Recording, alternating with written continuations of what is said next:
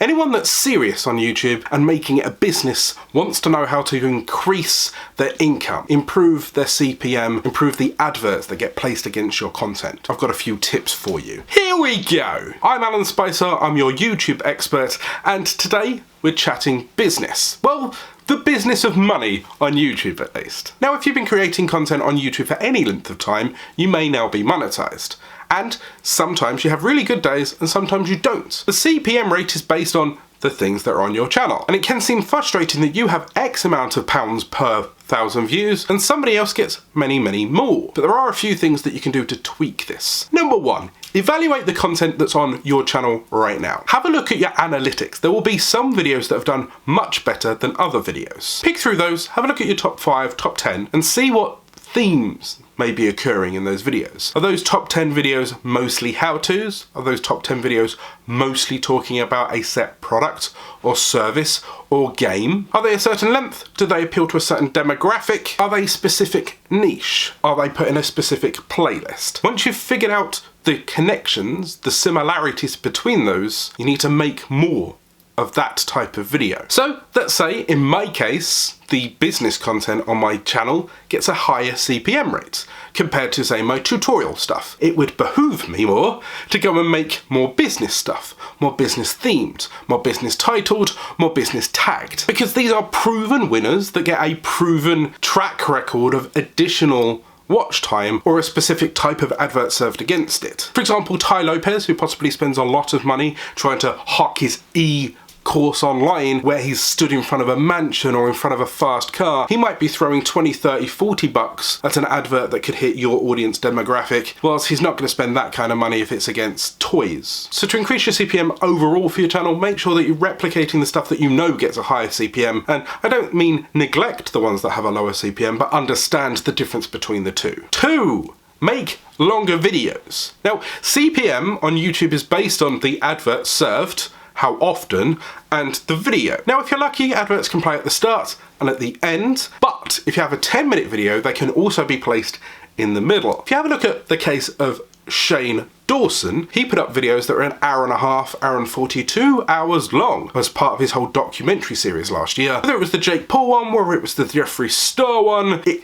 generally turned into a TV show. So every 15 minutes he could put an advert in. Now, if you imagine for every 1,000 views that advert he got say $5, that one advert does okay. But if he does 5, 6 adverts across the whole thing, it's 1 times 6 at the same rate because it's the same video. You can be raking it in. That's the way to bump that video CPM, because not only can you put one at the start, you can put multiple in the middle, you can put one at the end. You'll get more watch time, which might be an indicator to advertisers that people watch for longer, are more engaged, and that video is very specific because it's 10 minutes of a very specific topic, so they can put specific adverts in. So if you're talking about how to rip apart a laptop and put it back together, advertisers could put adverts in and here, buy this part, here, buy a laptop from here, here's Dixon's, here's PC World. 3, have a look at your niche. Now, this is a lesson I learned in the hardest possible sense over the time that I've been on YouTube. I, in the past, have managed channels that have had millions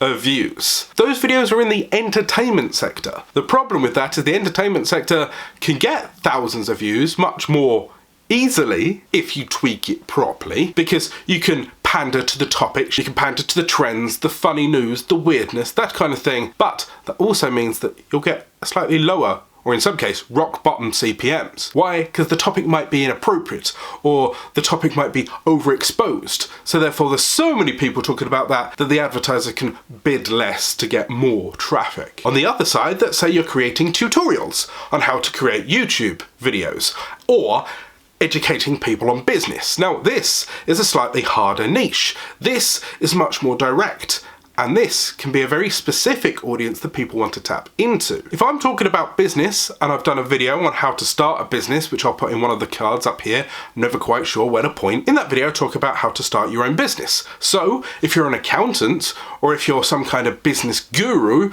or some kind of ebook salesman, or anything that's vaguely business related, insurance, etc., could advertise against that video. And as you can imagine, the difference between someone trying to sell, I don't know, quicksand or goop or goopy slime type stuff compared to, say, life insurance or real estate or business insurance or anything like that. Completely different market. One will give you a business bank account and will secure your life and get you started and be willing to pay 10, 20, 30, £100 per lead or anything like that through click-throughs and through sales. So that would garner a higher CPM. It's a much more specific audience. It's smaller within reason compared to everyone loves shits and giggles, everyone loves pranks, everyone loves a joke or a song. Not everyone specifically likes business. They might be more of a football fan or they might be more of a gamer, etc, etc. Specific niches have better premiums. I've noticed with some of my clients that if you talk about money, you have a much higher CPM than if you're just gaming,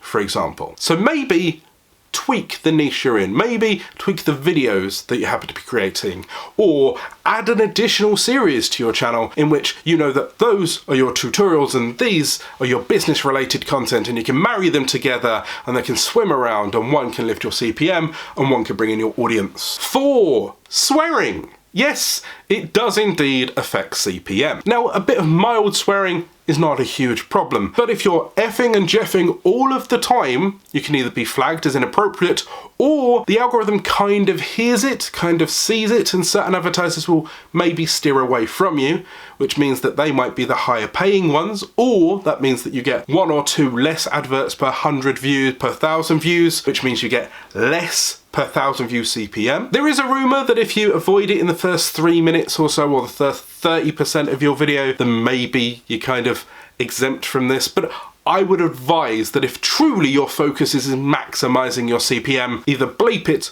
or avoid it entirely. I understand more than anybody how easy it is to just slip a swear out. I'm born in Kent, I'm a council estate kid that's dragged his way up.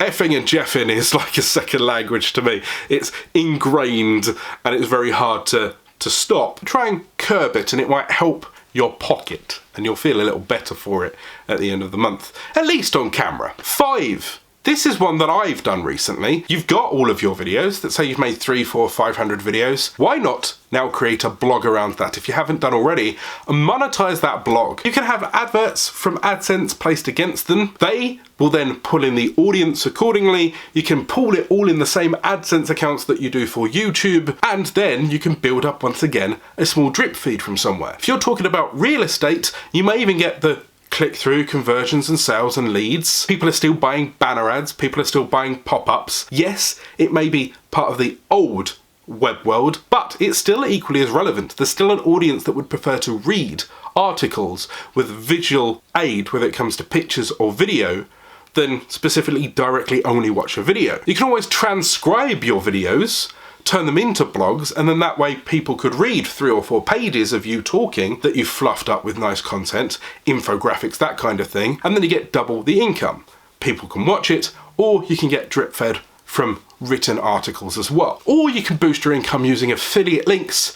I've got a video here. Remember to subscribe for regular business content, and I'll see you soon. Take care. Goodbye.